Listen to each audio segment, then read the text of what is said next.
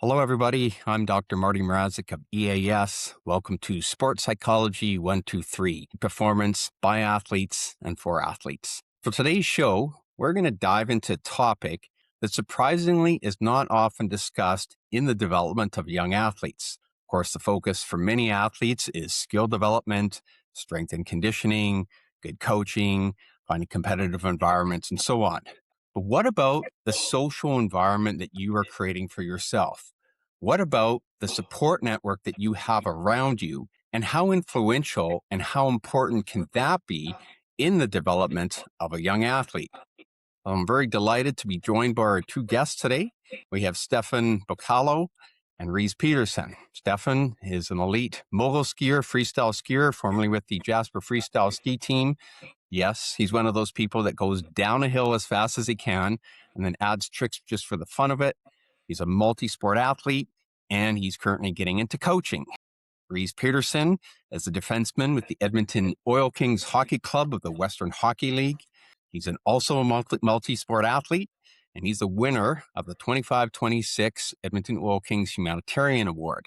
Gentlemen, thanks for joining me. Thanks for having us. Yeah, thanks for setting us up, Marty. Before we get into our discussion on the topic today, I just learned recently that you two are cousins. And so that must have made for an interesting competitive environment. And I don't know how competitive you were with each other or you are with each other and who is the best golfer. So I'd like to learn a little bit more about this competitive environment that you grew up. So Stephan, tell us a little bit about the relationship that you've had with Pederson and who the best golfer is, from your opinion. Yeah, for sure. We grew up distance pretty far away. He grew up in Stettler, so I didn't really see him a whole lot.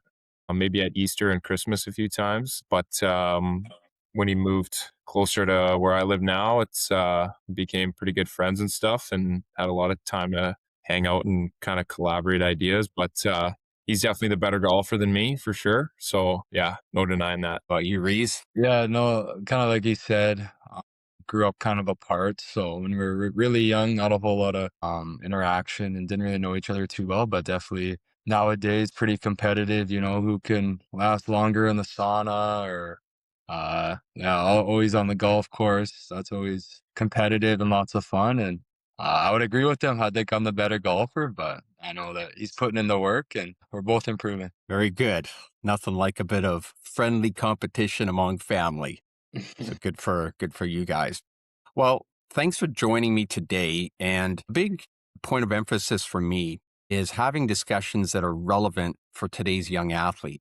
And again, it's great to chat with people of all levels, but a lot of time the focus is on professionals or people who are at the very elite levels. And you are currently in a system. So you have a lot of knowledge and wisdom in the current here and now. And so I'm really looking forward to this discussion because it's a topic that we actually don't talk a lot about. It looks like we may have lost Rhys for a little bit, but that's okay. I'm sure he'll join us again. So, Stephan, I'll start with you.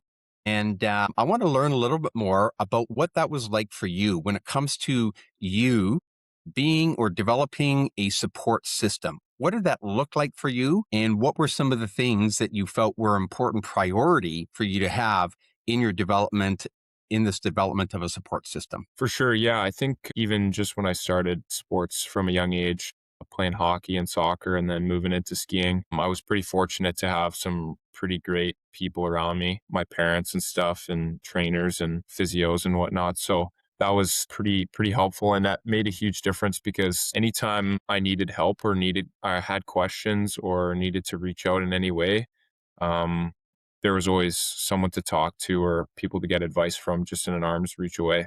So it's a pretty big thing, pretty helpful when, especially when you get into some tight situations and you just need some advice or, injuries and stuff like that, being able to work with the right people that have the right knowledge and also have the same drive for your success as well. That makes a huge difference. Yeah, interesting. And so in the process, sometimes things happen like injuries, and that drives you reaching out for people. When you think back of your development as a young skier and knowing what you know now, what would you prioritize, or what would be some things that you think, oh, hey, if you're going to develop, if you're a young skier now, what would be some of the important supports that you think would be a priority for any young skier in this day and age? For sure. I think just the physical side is pretty important. It's the sport really beats you up, and even if you're having a good day on the hill, you can still come off feeling pretty sore, and that really can compound and cause some pretty major injuries and stuff like that. So I think having a support system that really attacks the physical side, that allows you to kind of progress as an athlete outside of the hill. So like working in the gym, working in the physio clinic, getting your body back into shape is pretty important. And that's one area where I've had some really good help, even from a young age. Just working with some physios and some trainers, that's been pretty helpful. So yeah, I would say that's, if I was to pick kind of one spot, that's really important. Injuries are part of any sport. And so having the right people around you, and it sounds like, really even having some of those people in advance is helpful because, again, when you have an injury, you're looking for answers and questions, and that makes a lot of sense. So, Rhys, let me ask you, the question is, what are the most important support systems for young athletes? And for you, which ones do you felt were a real priority when you reflect on your experience, and what were some of the support systems that were most important to you? Yeah, I think all support systems are super valuable and kind of provided a lot for me. And I think a lot of people would say like teammates and coaches and whatnot add a lot of support. But for me, I found more value from kind of people outside of the sport. And, you're with your teammates all the time. And it is super competitive a lot of the time, especially in my experience in hockey. So it's like this guy is your friend and whatnot, but at the end of the day, like he might be the reason you're not getting more opportunity, or he might be bitter that you're getting more opportunities. So for me, I'd say like the support systems away from the game and guys like yourself for sure who have a little bit more knowledge on the mental side of the game, but family and friends have really helped me and been super beneficial for me, and I've leaned on them a lot and prioritized them as well. And I just think no matter what happens on the ice or in whatever sport, the people who kind of love you for who you are and don't really care about, everything else are the ones that provide the most value at the end of the day. Yeah, so true, right? To keep that balance in life, right? Is you need those people. So when you think about your experience and your growth and development, how do you feel that the support systems that you had, how did you feel they were important to maximize your outcomes? You guys are looking to get better, right? You're always trying to evolve yourself. You're trying to be a better hockey player, better skier, better golfer, all those things. So what, for you, what is the benefits? Like when you're intentional about creating this support system, how did that maximize your outcome? Stephan, let's start with you. Yeah, I think there's just always someone to lend a hand. Like Rhys had talked about, even just kind of your family. Like that's always generally the first people you can reach out to. Your mom or dad. I mean, even Rhys, we've spent quite a bit of time, working with each other, just trying to, there's some issues, or, we need kind of collaborate on some ideas where we're struggling in our game or on the hill, then bouncing ideas off each other. That's always been super helpful. But yeah, creating an environment where you have all aspects of a support system covered is, I think, pretty valuable, where you can kind of reach your hand in any direction and have people that care quite a bit about you and your success, trying to help you out. Rhys? Yeah. For me, I'll just say like you said, kind of how do you maximize and get better? And there's obviously a lot of encouragement, especially when I was younger and, don't really have the habits and the discipline I have now, but it was an early morning practice and I didn't want to wake up. I didn't want to go, but my dad would always kind of be the one to give me a push when needed. So that definitely helped me kind of just build those habits and eventually kind of be able to do it myself. But initially that definitely helped me a lot, is that kind of encouragement when needed. And then I'd just say for me, just providing a reset and really helping on my mental game. It's really helped me a lot. And like I was kind of saying earlier, when you're around people who aren't as invested in the game and whatnot, and you kind of take yourself out of it a little bit, there's a lot of value in that. And that's just kind of helped me, reset after a bad game or a bad day and not let it affect me over the long term. So in this day and age, social media is everywhere. You can go to Instagram and you can look for resources. You can look for all that. And so there's a lot of information there. how helpful or maybe hurtful did you find the online side of things in terms of the support system, if we're going to call them that? Is that helpful? Is that harmful to young athletes? What would you have to say about what you find online? Rhys, let's start with you. Yeah, I would say it's obviously a bit of both. In my experience, I think it's been more helpful than harmful. I feel like I kind of have the ability to filter out what, could be harmful and just focus on what's helpful. And I think for me, a big problem that could arise is just how much access you have to so many people, right? You download Snapchat and you got all 500 of the people you ever known on this one app and reach out to them anytime. And I think a lot of people try to manage, a lot of relationships and a lot of different people. And I think that can add a lot of stress and a burden and, waste a lot of time because no one can be friends with 100 people, right? And I think it becomes harmful when you're kind of focusing on pleasing everyone instead of really just prioritizing who's important and, who might have a two-sided relationship with you instead of always being the one to reach out, I would say. Stephan. Yeah, for sure. There's definitely a lot of information now that there's all these social medias outside.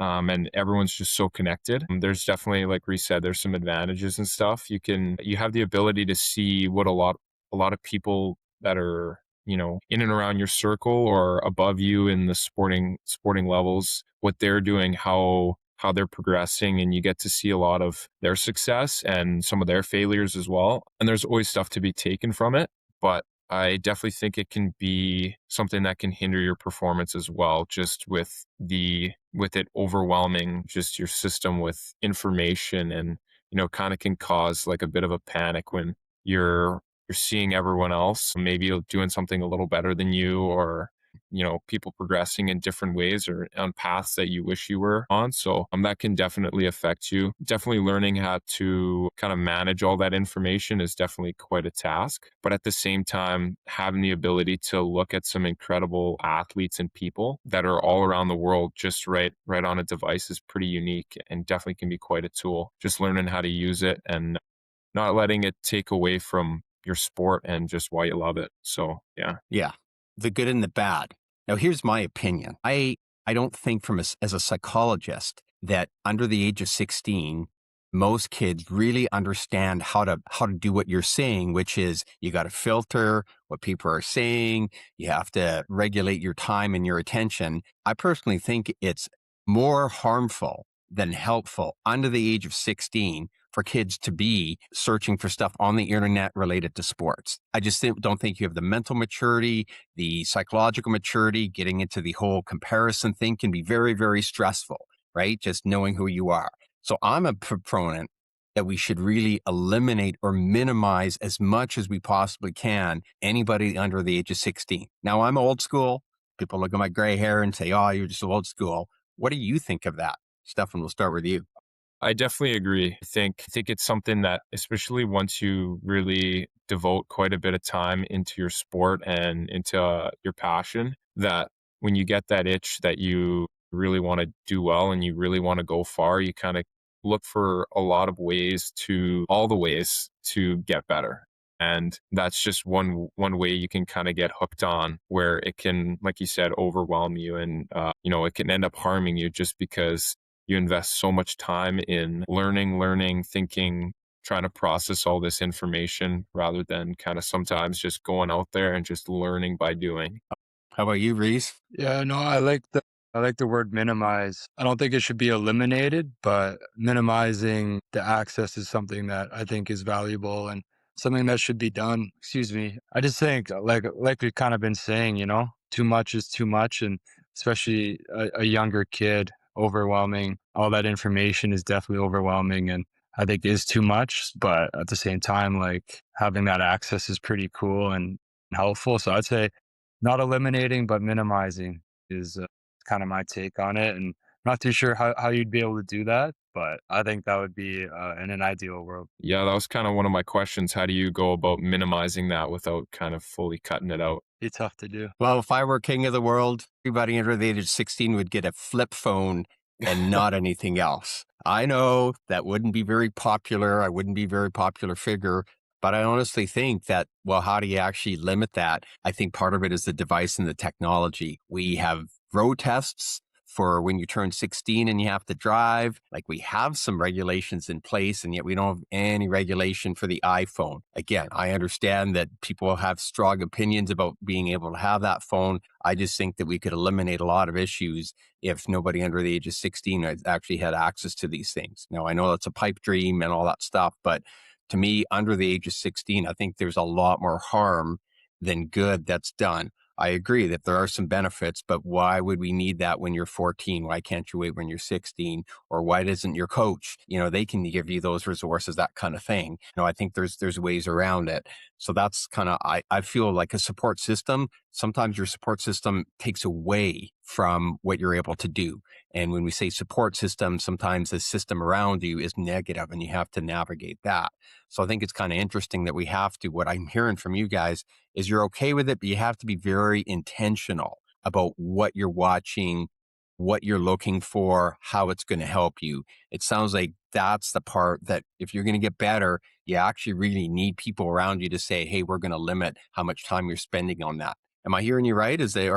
Would you agree with that? Rhys, start with you. Yeah, I definitely agree with that. I just think, having a parent around you, someone who is a little more wiser and has more years on you and, lived in an era without the technology, I think it's definitely important to kind of listen to them. And as much as you want to keep, bombarding yourself with information or trying to figure out the world on your phone, I think at the same time, listening to them is important. Yeah, I definitely think at the, at the end of the day, like it can do a lot of harm, and listening to them and putting down the phone is a lot of the times the best decision. Yeah, for sure. Even just in that conversation, learning from the people you're talking with, whether that's your parents or your other coaches, that are quite a few years older than you, they could even just bringing it up and getting into a discussion about ways you can substitute it. There's a lot of information, ways, if you're looking for something specific that your coaches and, like we're talking about here, the support system has for you that, you can get those answers instead of trying to dig it up on your phone. Get some real world experiences and some just a lot better ideas potentially. Yeah, I think you guys raised an interesting point, which is what can you actually learn from your phone that's more helpful that you couldn't learn on your own just by being a little creative, right? You guys grew up in, different environments, and I think that creativity, and I think that we go to our phones way too much. That's why I'm not a proponent to it. But let me ask you that question. Is it possible that you could ruthlessly eliminate your phone exposure and really gain as much as you have from just being creative in your own environment? Am I dreaming here, or is that a possibility? Stephan, start with you. Definitely. I think just getting into the process of trying to the path of the creative thinking, I think is just really, really important rather than just getting the answer. A lot of times when when you're on a little bit longer of a journey, you find out that why and how rather than just kind of getting the answer showing up on your chat GPT on your phone saying, this is how many people are in the world, or, how do I calm myself down before my ski run?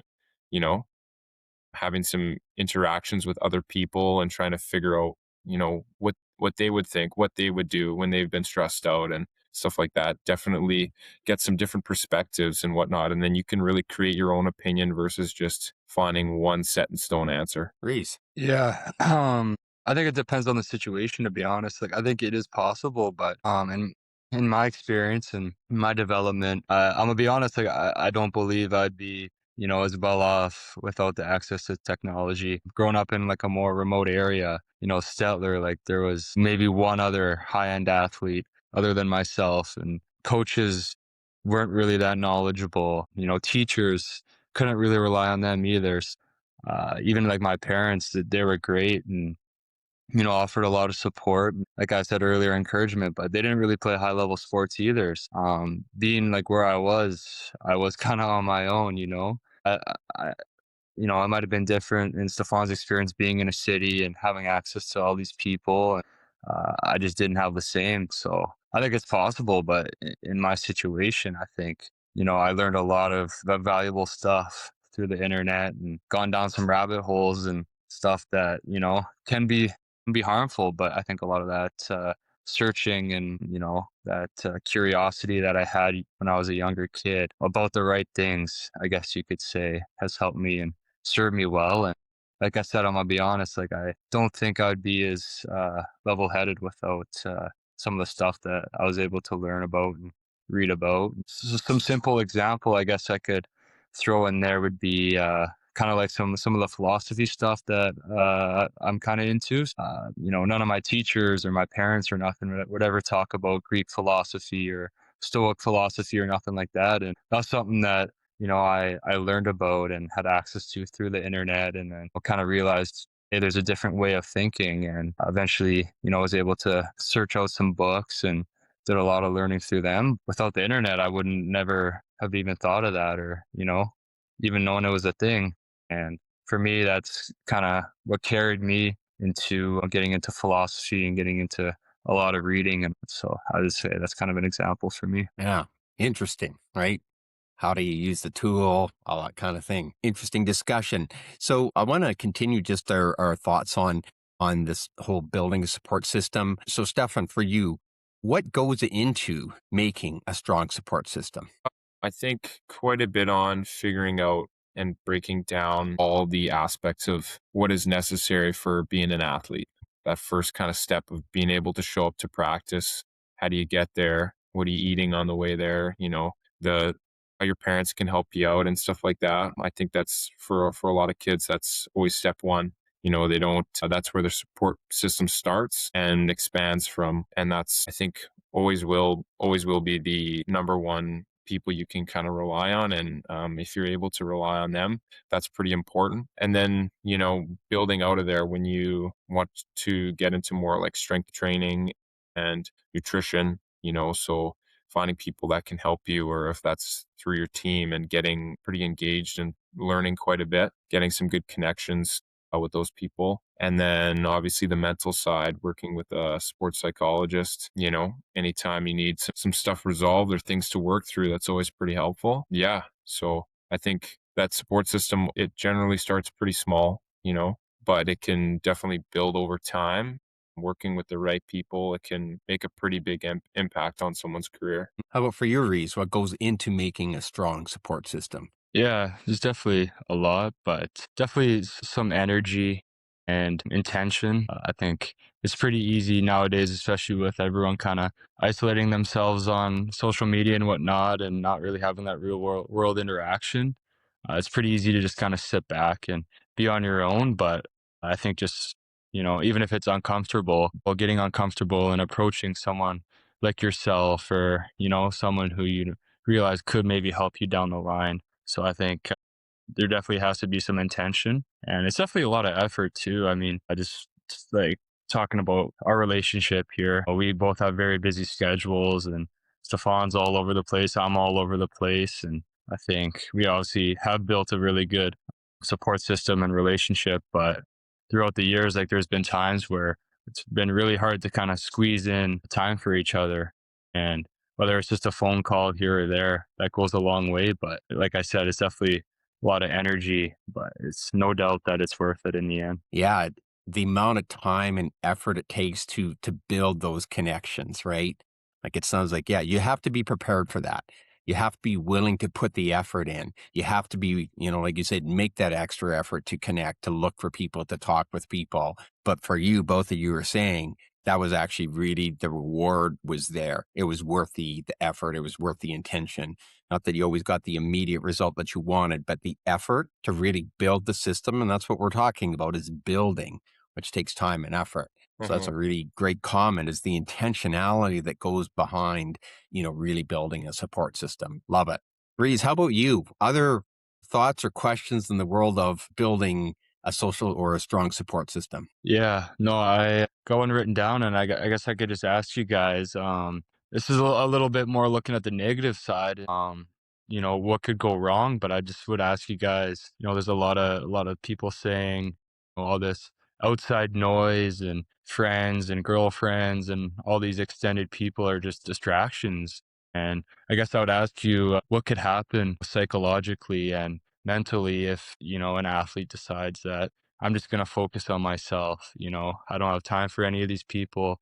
I'm just going to grind. I'm going to be on my own. And I'll just ask, like, what could be the potential harms that could cause? I think you bring up a really important point, which is kind of the individuality. And here's my opinion is I think that there's very different personality types. You have your extroverts and your introverts. And I think that the people who are naturally extroverted will have more social connections, and that's healthy for them because they need that.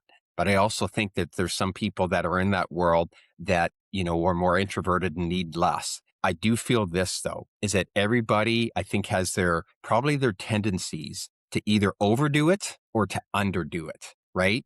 And socially isolating with a purpose in mind is good. But what we saw in COVID is that more people get very anxious when you're not socially connected. So too much of that is not a good thing. So I would say that I would agree with you that there is a benefit to really focusing on yourself. But I think the question is, like, is it helping me or is it hurting you?